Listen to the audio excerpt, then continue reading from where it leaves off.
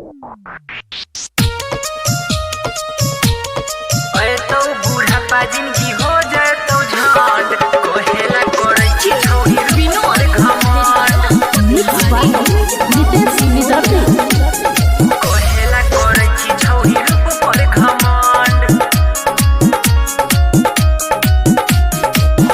सुंदे छोरा तो ऐसे तकई छे अपन बाप के माल के बुझई छे रे छोरा नहीं समझ आबहो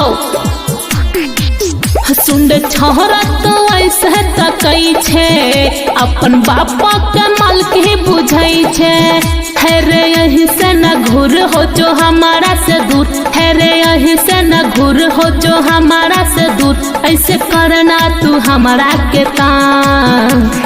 अरे तो बूढ़ा जिंदगी हो जाए तो झंड कहेला करे छी छौरी रूप पर घमंड। अरे तो बूढ़ा जिंदगी हो जाए तो झंड कहेला करे छी छौरी रूप पर घमंड। कहेला करे छी छौरी रूप पर घमंड। अरे तो बूढ़ा जिंदगी हो जाए तो झंड कहेला करे छी छौरी रूप पर घमंड। चढ़ल जवानी में घूमै छे छोटा करे छे पीछा काहे चोरे कोरी फूटा कह देबो तोरा माई से जाके भगवे तू छौरा तू सहरा माँ के